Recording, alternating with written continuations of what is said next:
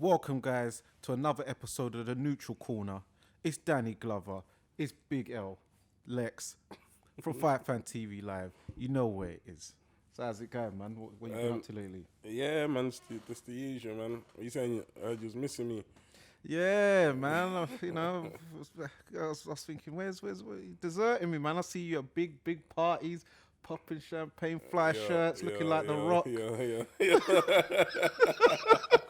You know what I mean? Yeah, stay on top of it. Let's stay on top of it. Yeah. So yeah, man. Big fight last night, as we know. Yeah, Dillian Whyte versus Tyson Fury, or Tyson Fury versus Dillian Whyte, however you wanna. Yeah.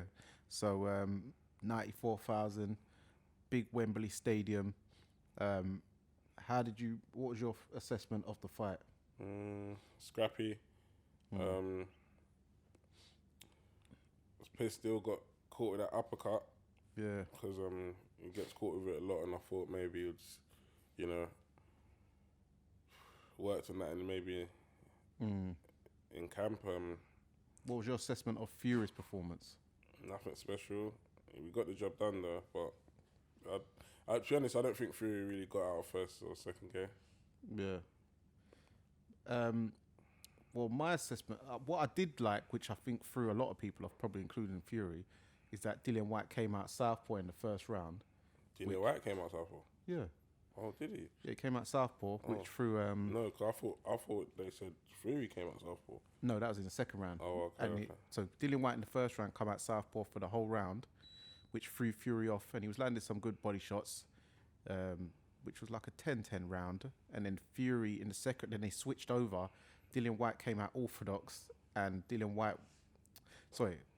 came out orthodox, and Fury was southpaw, but it was only for like 45 seconds because he realised it weren't really working. So then Fury switched back to orthodox, and then from there, he was, outboxing. It got a bit rough, but I think once that cut happened in the fourth, when the ref kind of lost a bit of control. Yeah, that ref was too small, man. Yeah, he couldn't break him. He had no size. You needed someone from Mad Limited with physical presence, because you need a big guy though. We're talking about the ref, Dan. Not But it was but you need a big ref. Yeah, I know, but obviously you got like Tony Weeks. Tony Weeks comes to mind. No, but it's that big old English guy as well, though. He's got like the white hair. He's a big guy. I forgot his name though. I think I know you're talking about. Yeah, not Dave Paris or. That referee he didn't have a lid on that situation yesterday, because they had a couple like scraps and stuff that he's trying to break up, and they weren't even listening to him before they'll break up when they wanted to. Yeah, and it was his first. I think it was his first big fight, so it was all a bit too new for him, I think. But it did upset me, because I thought Dillian was gonna do a lot better. It's one thing getting outboxed by Fury, which is, the smart money was probably on that. But to get, that's the fourth time he's been down in his career from the same punch. Yeah, that's what I was saying. That's what. It's like something in the gym. Like what? Surely that would have been addressed in the gym. That a block or something to evade that shot, because it was the first uppercut I saw Fury throw all night. So it's like he knew once he kind of threw it, it was gonna, and it was just it was really upsetting to see Dill go down like that, man. To that shot especially, because he can always take he always takes hooks well, big straight rights. It's just always that uppercut. It's like something under the jaw is the weak spot, which is unfortunate, man. And so where do you think he goes from here? Well, he's still he's world level, Obviously he hasn't got the world title, but it's safe to say he's world level. He's fought all world level opposition, so it shouldn't be any reason why he should go backwards. If Fury does do what he says he's going to do and retires, then the WBC comes up for grabs, and I'm sure he'll be right in line for another shot against whoever's next in line, or whoever's in the rankings. But to be fair, like Tyson Fury's a special fighter.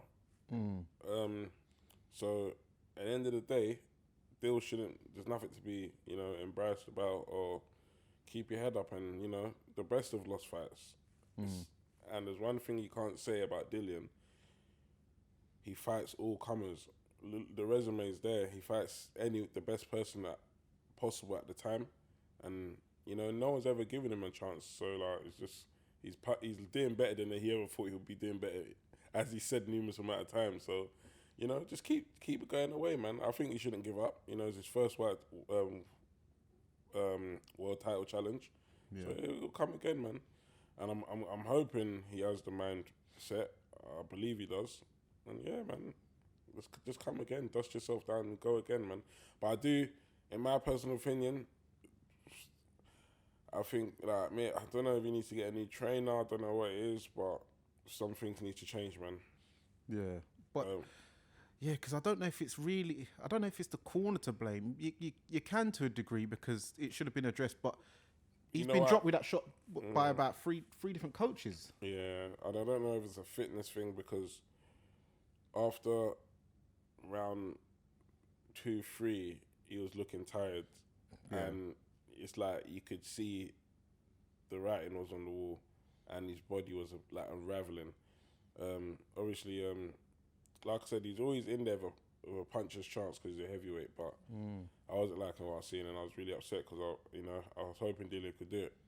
Yeah. I felt he was able to cut off the ring well, but when he did land body shots, he didn't use a full-on body attack. He would just throw one, which would unsettle Fury a little bit. He didn't like him, but you'd need to throw 2 and 3 to the body, kind of like what Errol Spence did the other week. The truth, yeah, with like a combination to the body rather than looking for the one-hit wonder, because you can't really just throw one to the body on a heavyweight and expect, to get the best result. And then headshot-wise, he was missing badly. He was like windmilling them over, like he was. Yeah, like I don't like that punch. It never does land for him. Yeah, it was like a cricket bowl from Brian Lara and Chris Gale from the West Indies, and I was like, it's not the shot to be throwing, Dill, man. You got to stop that. So there's things he needs to work on, but as you said, he can come again. But we saw Tyson Fury do his big parade. It looked like a farewell thing. Do you think he's going to retire? And well, I think it all depends on who wins out of Joshua and Usyk. If Usyk wins, I don't think he'll care and then fight Usyk. But if Joshua wins, I reckon he'll win that fight. Oh, because the magnitude and all that. The magnitude of the fight. It all come when it all said and done. Those are the best 2 heavyweights in Britain. Yeah. Because Josh, even though Josh has lost his belts, he's been unified champion for like a number of years. And he's had a numerous amount of defenses. So when it's all said and done, even though he's taking some losses, he's gonna go down as one of the best heavyweights in Britain, and it'll be a shame if they both retire and they don't fight each other. Yeah. So, all right. So say Fury. Okay, he says he's going to retire. So I imagine he's going to vacate this belt, go for a little hiatus, what some fighters do, and then come back. You might do the. Are they still doing that? What's that belt? WC or Emeritus. Yeah, still doing that? Or? I think so. Yeah, no, not the Emirates, the other one, the new Diamond. one. No, the franchise. Yeah, that's it, franchise. That's Sorry, right. Yeah. Are they still doing that? Because that's, if anything. Yeah, because what's his name? Cambosos is franchise. Yeah. So yeah, exactly. Yeah, because Devin Haney. Yeah. So if anything, he could just do that, and then somebody can fight for the world title, whatnot. So, and go from there, man. But yeah, like I said, the only thing I think he will try for now, but the only fight he'll get out for is Joshua. So say all the belts get fragmented when someone finally does become undisputed. Who do you see from the next crop under these, Fury, AJ, Wilder, like the one on the new gen? Yeah, so you're talking about the Joyces, the Bars. Yeah, Hrgovic's, Tony Yoka's. That's a hard one, man. Because the reason I say that's a hard one because Joyce is 36. How old is he? 37. Yeah, about 36, 37. So he's quite old. Well, but not in terms of heavyweight. He's not the oldest, but he's getting on. I would say out of all of them, I'll probably back Joyce. Yeah. Yeah. I'll probably back Joyce. He breaks people, man. Like his punches, they don't even look like they're even effective. But what they're doing to people, they're just looking like they're. Like, remember the fight he had with Bermain Stavern? He looked like he was in a car crash. Yeah. But also, I just forgot that Joseph Parker's about 28. You know, he's Yeah, quite he's young. still young. But I don't. And Huey. Huey, he still hasn't got that signature win to even say he's world class. But he does seem more aggressive now, though, in his latest fights. Yeah, but I like Huey, you know. I like his trainer and his dad, Peter. But he still hasn't had that fight to just put him in that bracket. Yeah, I know what you mean. He's chipping away though. He ain't giving up. Joseph Parker, who's his best win? Andy Ruiz for the title. Yeah, Andy Ruiz, Takam, Chisora twice. Yeah, so he's had some. Yeah. So lost to Dillian, lost to Joshua. Yeah. So but I don't think he's coming on again. I don't think there's a second coming of Joseph Parker. No. Okay. No. I don't know. Andy Lee looked good though last time, but yeah, we'll have to see more to see if there is a real second wave for him. And that was just, like, he fought Chisora. Like, let's see who he's fighting thing next, ain't he? Joe Joyce, Juggernaut. Yeah. So that was announced. Yeah, so we'll see what he's about then. Yeah, we sure will. Another fight on the undercard. Tyson Fury's younger cousin Isaac Lowe. I didn't see that fight, but he was telling me he got. Yeah, he fought Nick Ball. I don't even know much about Nick Ball, but this guy, he saw this opportunity as like, this is my time. He dropped Lowe in the second round with a big like looping left hook. He was fighting somewhat like Gervonta Davis, in my opinion. Then in the third round, he cut what's his name, Isaac Lowe. I don't know if you managed to see it, but it was a very bad cut. You mean show me the video? I'll show you a picture, just so you can see the sort of severity of it. Was that the cut? Sorry, that. Yeah. And then in the sixth round, they was in a clinch against the rope. Nick Ball's back was on the rope, and he swung Isaac Lowe through the rope. Isaac Lowe's through the rope, his head. The ref said nothing. As soon as Lowe's head come out, Ball's just gone bam, bam, and then bam, bam, while his head's in the corner post, and he's just gone. And then the ref jumped in, but I thought, that was a bit mad that the ref didn't say a word, and he just let Ball just wham him with like 4 big right hooks. So would you say it was controversial? Yeah, the finish was, but it was kind of, the writing was on the wall for him. Yeah, He was going to get it anyway. But yeah, well done to Nick Ball. He's never been in a situation like that in front of that many people, and he took it with both hands, man. So well done to him. We didn't manage to cover Errol the Truth Spence versus Ugas. Yeah, that was last week. They showed it again on Showtime yesterday, didn't they? A replay, and the epilogue came up. Yeah. Epilogue came out. Epilogue? I don't even know the word. Epilogue. Yeah. Let's go with that. Yeah, that come out on YouTube. That was interesting because he had his mum up. Have you watched it? Yeah. His mum was kind of in their box. Yeah. And it's just like the kids were going from top to bottom regular. Like they were downstairs, upstairs. Then you realise that because they're talking to the mum. Yeah. And then sometimes you see them on the floor. I don't know. Maybe it's during other fights or something. I don't know. But it was a good performance by Errol, man. 17 months out of the ring. His timing was a bit off, but he said that's because he wasn't thinking about the shots he was throwing. He was just throwing for throwing's sake. Then he calmed down and started selecting his shots. And he took over, man. Good performance by you guys as well, but I don't know what he was doing. I don't know if he wanted to fight fire, but I reckon he should have tried to box. But to be honest, if he did try and box, he would have got tired quicker. So Yeah. people say like he shouldn't have stood in front of Errol Spence, but the kind of mental focus you need to box for 12 and fitness is not a joke. And I think Spence would have just got to him anyway. So, but he looks like he's still himself, man. Isn't Mr. B? Yeah, man. So what did you think about the mouthpiece gate, which people are, you know?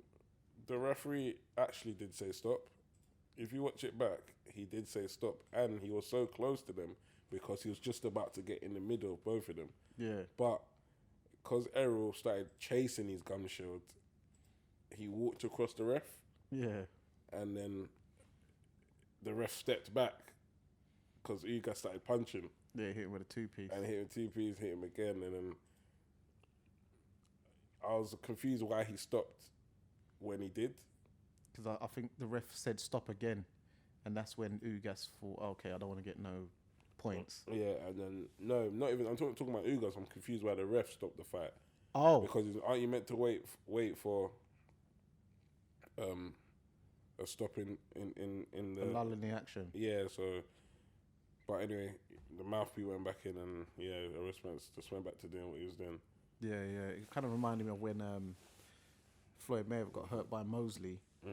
And then for the rest of the round, Errol come on strong. Like he thought, yeah, I need to get this back now because he did get rocked by it. But that's because he wasn't looking. Exactly. That's why I keep telling people. The reason he got rocked because he wasn't looking. Yeah, so sucker punch. Exactly, and those are the punches that hurt the most. Yeah.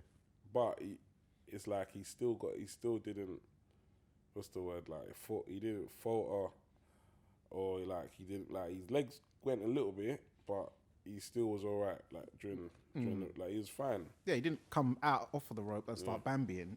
He just got staggered into the rope. But yeah, no, good performance. I see. You know, Ugas's wife was, you know, looking after him. She was really cheering in the crowd in that. What's the word? Eulogy. Epilogue. Epilogue. Yeah. Epilogue. Yeah. So she was really supportive. She had a couple of her friends with her. The coach, he was saying to Ugas, you know, the only thing you're doing wrong is you're waiting too long. You're not letting your hands go. But yeah, and then Errol Spence just put a full sustained body attack, head, body, and yeah, he got the W. I see afterwards they had the party. I see the dad putting the jerk chicken on the grill and all that. Yeah, you see 50 rang him as well. Yeah, 50 rang him when he was on. His kids was chasing chickens around the farm. He lives on a farm, don't he? Yeah. So yeah, that was nice. 50 rang him and stuff, and yeah, man. As we know, the next stop, he's saying Big Fish called out. Everyone's saying as we know, but oh, sorry. As people might not know, Errol Spence after the fight called out Terence Bud Crawford. He's got T-shirts now, you know, goading him with strap season and the big shark fish. And rumor reports are that they're having negotiations, and the fight is due to be set for September 17th. No venue though, but September 17th they're saying. He needs to come Dallas, man. You think so? But does that make the most money for them? What, Vegas? Well, it's either Dallas. I don't know the numbers in Dallas. I know New York ain't gonna make the numbers. Yeah, what numbers in what way? Like capacity? Gate, yeah. Or money? No, gate. Yeah, so to make the most money, wouldn't you need the bigger capacity? But it depends how much you sell tickets for. Yeah, but that sell tickets thing is more based on what kind of fight it is and the demand. So obviously, like Floyd fights, everyone wanted to go, i.e. the stars. So why they used to pay over the odds for front row tickets. That's how Floyd made a fortune of selling tickets, like 100,000 just for the front row. Yeah, because it always surprised me why someone that big would only fight in like the MGM, which is what, 16,000. Yeah, MGM was 16, and T-Mobile Arena's 20. 20, yeah. Yeah, but yeah, that's because people are paying crazy $250,000 for Floyd Mayweather front row seats and stuff like that. Obviously, you know, these celebrities have the money to do that, so it's just and that's just crazy. How plus pay-per-views, Yeah, yeah, and in his actual purse. yeah. But he writes his own check. That's it. But yeah, Yeah. so that's what I was wondering, like gate wise. But you're saying, Yeah, well, that's what I'm saying. But if it's more of like, because I think that's Floyd's home, yeah, he lives there. Yeah, so that was his backyard. But in terms of like, if they was looking to maximize, in my opinion, people come Dallas for the fight because it's the magnitude of the fight. So they want to see it, so they'll come to Dallas. But he'll make more money because it's more of a capacity there. But them front row tickets, people will still pay over the odds because I reckon it's crossed over. yeah, The fight has actually crossed over, so I reckon a lot of people come out for that. A lot of people, and I don't reckon it'll matter where the location is. But in terms of making the most money, you need the biggest crowds. yeah, yeah. It has crossed over because I noticed even with Errol's fight just gone, he's got a lot of celebrity connects and friends. There's a lot of NBA guys, NFL guys, just rapper guys, a lot of blue tickers come to his fights. They even tweet about it. You got Stephen A. Smith, Shannon Sharp, Skip Bayless, a lot of them. But those people are more. That's more their job. No, but they don't talk about every fight though. No, that's true. They don't talk. They only talk about the big fights. Yeah, But that's more their job. yeah, So we need to be looking at people who don't have to talk about boxing but do. If that so like like a movie star or the Breakfast Club. stuff. So people that don't have to talk boxing but they do. But in terms of Shannon Sharp, Stephen A. Smith, they do. That's part of that's their job because they do segments. When they go to work, they have to do a segment because it's a big fight. But when it's proper crossovers, when you start seeing movie stars, basketball players talk about it, which they do. And if you've got an internet, you can see people's tweets, and everyone always makes this video of a tweet of people's reactions and that. But but the fight, man, that's a big fight. Crawford and Spence. How many do you think it will sell on pay-per-view? I don't know. Do you know Spence's numbers for this fight? I saw a report of 500,000. For real? Yeah, Oh, that's a lot, man. yeah. But they shut down 7 million illegal streams. No, swear down. Yeah, 500,000. That's a lot. yeah, So I could see it doing 1 million, yeah, maybe 2. yeah. But I think what helps is like the NFL guys like that Irving guy who sounds like Randy Savage. You got all them other celeb guys. So when they tweet and see their fans will think, oh, what's this he's gone Steve to? Steve Jackson. Yeah. Big Tuck. I didn't know of Big Tuck before that. I rated that for Floyd. I mean, for some reason, I just keep checking his page. I see his followers are going through the roof. Yeah. He can't believe it. Errol's brought him back to life. Yeah, because I remember I saw when I first clicked it, I saw he was only on like 2,000. Yeah, now he's on about 8,000. Yeah, so big look to bring in And one. that's just from one performance. Errol brought him back, and then now he's gonna get booking. He could even make a little comeback, and probably do a tune of Yellow Beezy or something. Yeah, so that's a good look. But yeah, man, what's your prediction of this T-Bud and? I'm Team Spence, man, all day long. Say it on camera, say it in my chest. I'm Team Spence. Yep, and I agree. I'm agreeing with you.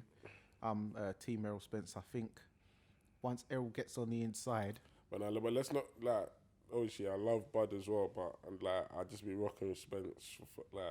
This is like I don't know. It seems like a football match or derby that you just got to pick one side. You can't sit on the fence in this one.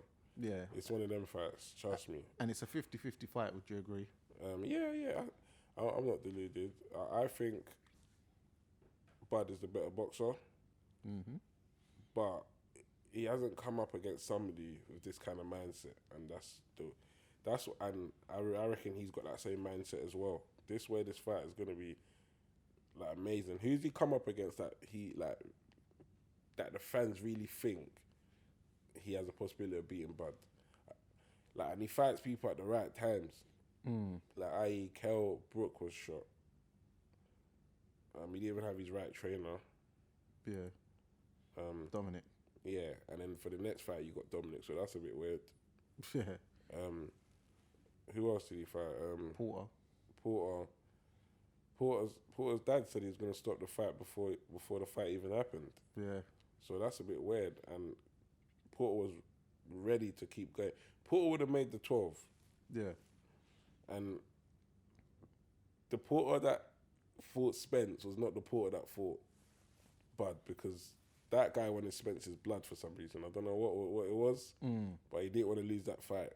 Yeah. Do you think that has something to do with, Porter then started his podcast? He said that this was that fight was going to be his last fight. So it's like the 1 foot out the door mindset. Yeah, like the fight against Bud, and the fight was competitive as well. So that's what people don't overlook. That the fight was competitive. Bud was a one-sided fight. No, it was only what's his name? Bomac. Porter was only 1 point down on the cards. I checked. Yeah. At the end of the fight. Because of them knockdowns, so no. Them knockdowns wouldn't have been counted. No. Going into that round. Yeah. But someone obviously told Bud he was down, even though he was 1 point up. Yeah, that fight wasn't as easy, and like, not like, I don't know, man. No one's put pressure on Bud the way Errol will, and it's not like just uneducated pressure. He knows what he's doing in there, and he blocks. But he might be open to the uppercut when he dips down low. That's the only thing that I see. But when he dips down low, he doesn't get out fast enough. Tell him again. And he might be open to the uppercut, because Bud's definitely good at selecting single shots. Like he can pull back. He can maybe hit you with uppercut. His footwork is very good. But you're gonna hit Spence with one. If you're not knocking him out of that one, then just forget. It's a long night in the office. Yeah, it's a long night, because he's gonna come phase 1, then go back phase 2 again, and then unless you're Bud, we ain't seen. The thing about Spence, he throws so much hands. Because even I saw a tweet from Stevenson saying, like, how much punches did Errol throw? Like, he throws for welterweight. He throws a lot of punches. Yeah, a lot of punches, and I don't think Bud has dealt with that kind of volume before. Yeah. So it's going to be interesting to see, man. A lot of people say Bud is going to outbox Spence, but I can't see that happening. And another thing, like, the reason I don't think he's going to box either, because his ego, and I think he's going to want to beat up Spence. Yeah. I think he wants to stop Spence, so that's just going to make it for a telling fight. Well, I see Bud, you're talking about not used to someone with that much relentless pressure, so I see a picture of Bud with the snack program, so he's obviously looking to get his cardio game up. So yeah, he's in training now. I saw a video of Spence doing some running the other day, so it's like he's back in the lab already. So this is going to be a very I cannot wait. September, yeah. Yeah, September. So I can't wait for this one.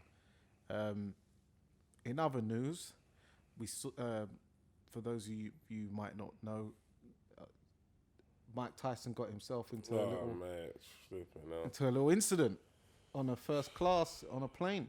Yeah, man, I don't know. I haven't, because you said what they actually saying. So what happened? The guy. I saw the incident, but I didn't even know there was volume. I just see some guy pestering Mike, and then next thing I see Mike turn around, but then he's just putting in work, and it's some guy across from recording it. Yeah. So the guy who was recording the guy who was behind Mike, he was bothering Mike like, "Hey, Mike, and then he just started getting it like silly and I don't know if he was on mushrooms or something. I don't know, but he started going, "Oh, you're a peasant. He's a peasant. He's a peasant." And then Mike's just thinking, "What's up? Like, what's up with this guy?" And then apparently because obviously it cuts off, and then you just see Mike putting in work. So what happened? They're saying the guy threw a water bottle, that hit Mike on the head, and that was the final straw. Oh, yeah. Which is classified as assault, so Mike can claim self-defense. Oh, right, okay. And that's why you just see him putting in work, and then the guy's got some like cuts on his head, and then he's looking like a puppy. I don't know if you see that bit. Yeah, I saw that picture, Yeah. But yeah, man, I don't.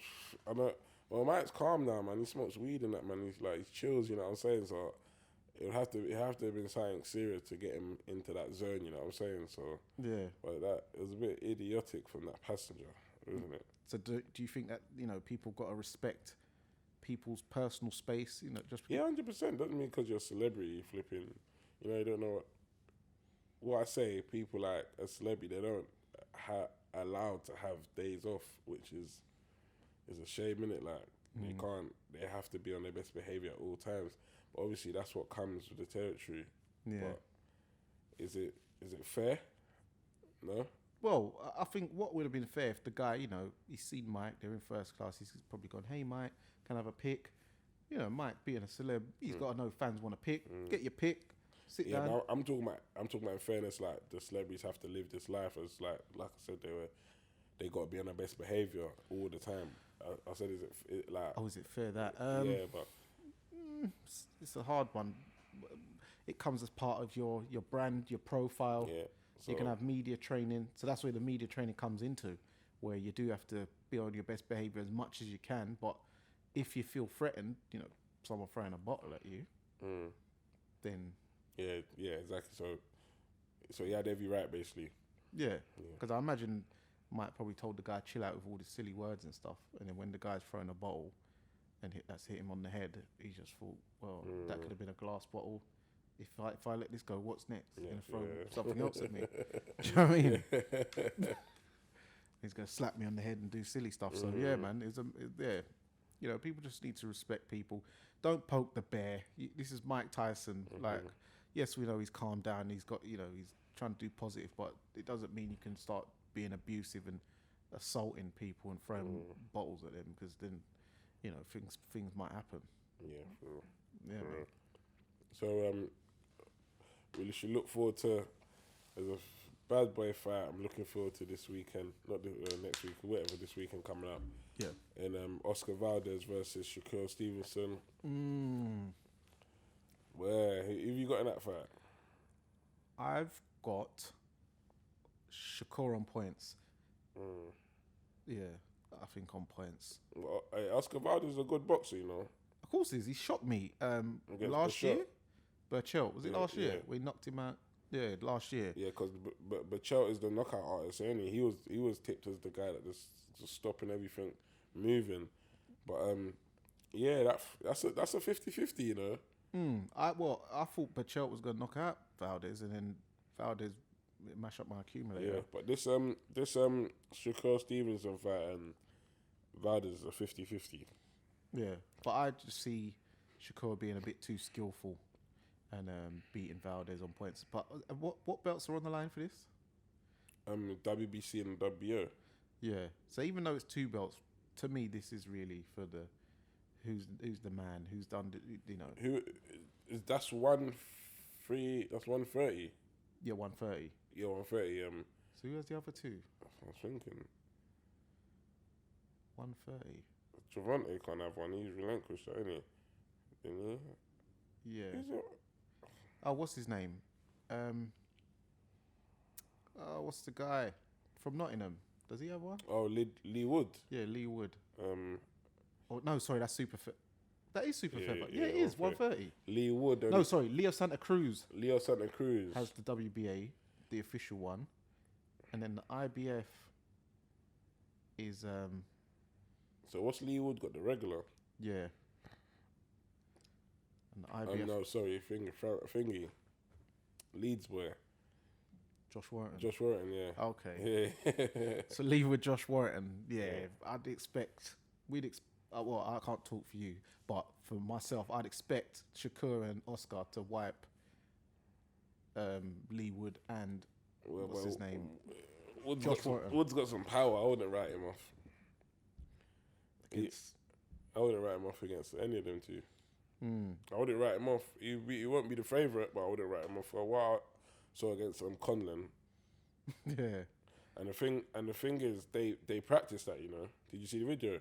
Yeah, I saw a video. So like with a trainer like what's this guy's name now? One sec. Ben Davison. Yeah. Sorry. With a trainer like Ben Davison, he looks like he puts in the work watching the tape. Because everything he said he was gonna do, he done it, and they caught him. Yeah, because they showed a clip of him doing that defensive move in his last fight or a couple fights before to evade some shots. So then they got a sparring partner, which is very good. I saw Ben Davison doing it, replicating it. That's the video I saw. Okay, so And Ben Davis was replicating it, and they showed it kind of like side by side, and he was doing exactly the same thing, and he was taking the shots to throw. And yeah, at the end of the day, because would you say he was losing the fight? Yeah. Would at that time? Yeah, and he was like he was getting outboxed actually. Yeah, and he got dropped in the first Dropped round. exactly. So it was safe to say he was going to lose that, but he come back and got the stoppage. Yeah. But yeah, back to Shakur Stevenson Valdez. I won't pick a winner because actually I'm edging towards Shakur, but this is Shakur's, in my eyes, his first big test. First big test. I don't want to hear that Jamal Heron stuff. I'm not hearing that. That was a walking punching bag. What do you think? Did you see that as a more passing of the torch? That fight was just a joke. They've sparred each other they sparred each other countlessly. Obviously, Jamal Heron, I rate him, jumping in the ring, man, blah, blah, blah. But yeah, flipping... Army man. Yeah, you get what I'm saying? But that performance was shocking, man. Like, you was just a walking punching bag. And the reason a man was so confident, it looks like he's giving you so much work in sparring, yeah? You know how much work he's giving you in sparring. He sounded like he just had no fear factor coming into that fight. He was literally just walking you down, just throwing your shots. When you, like, in boxing, if you have no zero fear factor and somebody believes, like, you can't hurt them or they can't hurt you, sorry. Yeah, I don't think... Yeah, because they obviously sparred very recent to that fight. It's not like Shakur just sparred him when he was like some green rookie 5 years ago, and then you never know. They'd been in camps. That's why Shakur was saying, like, Crawford, you saw him.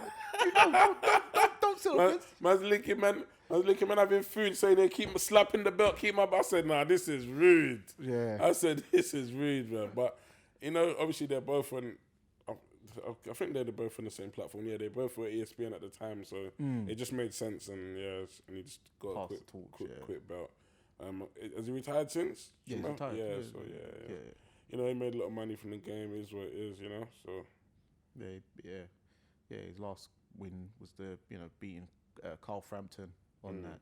In that Dubai card, yeah. Yeah, the Dubai card. And yeah, man, it was more of a pass of talk. So I would say this is the first real, because Jamel Herring, on paper, it looked like a real test, but... That boy went game. Yeah, but before the fight, did you think that was going to happen? 100%. I was saying, fam, you man, you're not hearing what I'm saying. Man was saying, like, he moves to man in sparring all the time. I know there's some fights where, they say, it's not all about what happens in sparring, but you could just tell the disrespect was beyond the roof. And Shakur doesn't always do that. There's some fights, even when he fought that guy, who's this guy that just won on the weekend? I know you're talking about yeah. And yet they classed as an upset. Who was he facing? Was it Egbeko? No. Yeah, but he beat someone. Yeah. Who did he beat? He beat Bashot.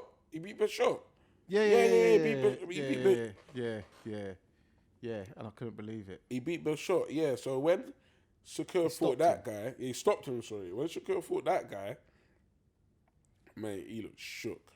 Yeah, because he said he said to Andre Walden that on the broadcast on the top rank.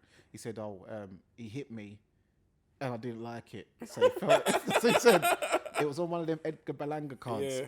So he said, he hit me and I didn't like the feeling of it. So he got on his bike. So it was like, what's his name? Tim Bradley was saying, he was a bit too negative. But then Ward was like, well, if he got hit and he thought, I don't want to get hit by that again. Yeah, that guy can obviously punch. That's what I'm saying. So obviously, he outboxed him and got the victory. He wasn't the best outbox, but he done what he had to do in it. But he wasn't moving the way he was moving when he was fighting Jamal Herring. You could have seen there was zero fear factor to that fight, and I knew that was going to happen. Supreme confidence. I knew that was going to happen. But yeah, man. But yeah, this would be his first fight where that opponent actually thinks, they're going to win. And the opponent is actually game. They think they're going to win and they're game. Yeah. And this opponent is Valdez is definitely up for it because obviously with this stuff that I think Shakur's talking about, he's drug testing and drugs, this and that and that. So that's going to add a bit more extra needle to the fight. And obviously who he trains with. Yeah, Canelo. Yeah, and Eddie Reniso. yeah. So he's, that's a camp that's very, very confident and very positive. So yeah, I really look forward to that one. I've got Stevenson points. How have you've got? I'm edging Stevenson, but I won't be shocked if if Valdez wins by knockout. Oh wow, okay, yeah, man. Last one, we've got to touch on the progression of Conor Ben. Did you watch it? You must. Yeah, I like Conor, man, but Conor needs to start scrap a live opponent now. Scrap a live, but I like Conor. He's knocking out everything he's got in front of him. Yeah. But the fans want to see you scrapping a live opponent now, Conor. Obviously, we can't fault you for getting bread and butter, but you know what I'm saying, we want to see a live opponent. I don't know. Yeah, some fans. Who's even touted to fight him next? Maurice Hooker. I like to see that. Yeah. Is that what they're saying? Yeah. That's what Eddie said. Yeah, like Eddie. Yeah. I like the way Eddie's building this guy. Yeah, cool. Yeah, I wouldn't mind seeing that. I won't complain if that fight comes. 'Cause that's a nice test. Yeah, Maurice Hooker. I said Broner, but then when I saw Broner, No, Brown ain't ready for nothing. I saw a video of him No, he's not ready for no action. at the Spence fight, and he was drunk, staggering. Yeah, I like to link up with Broner for a night out, bro. But that's other than boxing, he ain't no shit right now. He ain't in no state to fight, in my opinion. No, Maurice Hooker's a good shout. Or Cody Crowley, he looked good. Who's that? He beat Jose Cito Lopez on the undercard of Spence Ugas. He was the fight after Stanionis versus. But Stanionis, that's one. They're 147 as well, now. Yeah. Okay. But I don't think they'll put Ben in with Stanionis just yet. Well, I don't know if Virgil Ortiz is still going to be campaigning at 147. Doesn't seem. I don't know. Seem like he is. Ennis Boots. These are the guys. These pairs. Yeah, but they're more. I think those sort of fights they'll do for a world title fight. Because say the winner of Spence Crawford now. If Spence wins or Crawford, they certain mandatories will come up. Things will get relinquished or whatever, and then it will be a Ben versus Ortiz or a Jaron Ennis. Because right now Jaron Ennis has got Custio Clayton next month, and then they said they're looking to have. Well, they're expecting Jaron to win, and then they want Jaron Ennis to fight Keith Thurman on the Spence Crawford undercard for the IBF final eliminator. Ooh, hey, if that happens. Yeah, because they wanted Danny Garcia to do it, but then Danny Garcia was like, you have to do it on your own. You're not going to make your bones off of my name. So he's basically saying he knows he can't beat Jaron. He doesn't want to pass the Philadelphia torch. When you don't want to lose to, at least you've got that thing in the hood. Yeah, still, your own ends. Yeah, you don't want to lose to a fellow Philadelphian. Yeah. So Keith said, Keith needs a way back in. So yeah, he said he's willing to jump in on this undercard. Who did Keith fight? Mario Barrios. Yeah, that's a good. He's game, Because the fight when I see him against Tank, that one a foregone conclusion for Tank. That was a hard fight. Yeah, well, Floyd was saying Tank was down on the unofficial scorecards. When he said, yeah, that's a good fight. Yeah, man. But yeah, definitely, man.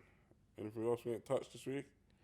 I think that's about it, So next time, we'll be talking about the fight coming up this week is the Shakur Stevenson Valdez. Anything else on this week? A couple Spanish cards or something. Italian. Yeah, there's an Italian one. Italian on the zone. Yeah. Follow the Instagram. We'll update you on that. And what else? Any UFC? We need to get back to you. Yeah, but we saw Francis Ngannou. Oh yeah. See him in the ring with Tyson Fury. They're saying they're going to do a fight in Africa. Hopefully that does go down. Yeah, an exhibition. Yeah, that'll be sick. So that'll be interesting. not style bender. Islam My Khan. boy Aljamain Sterling Oh, what's he on? defended his belt Oh, okay. just the other week against the Russian guy. When's this Kamaru Usman and Edwards fight going on? They haven't announced a date yet, but I'm looking forward to that because we're definitely gonna have to crack down on that. No, you man ain't ready for anything. We're man. gonna do. You can't. Yeah. The date ain't announced, so I'm not gonna. Yeah. We're not gonna go in circles. What, you got Edwards? Of course, I've got Edwards. But when it gets closer to the time, then we'll get into it, and I'll get my adrenaline will pump then, and I'll be ready to give my verdict and why. No problem. Well, cool. Until next week. Yeah, man. So that's it for this week of the Neutral Corner. It's Danny Glover. It's Lex from Fight Fan TV Live. And remember, guys, persistence beats resistance. What's the Hey, see you next week, guys, man. Peace.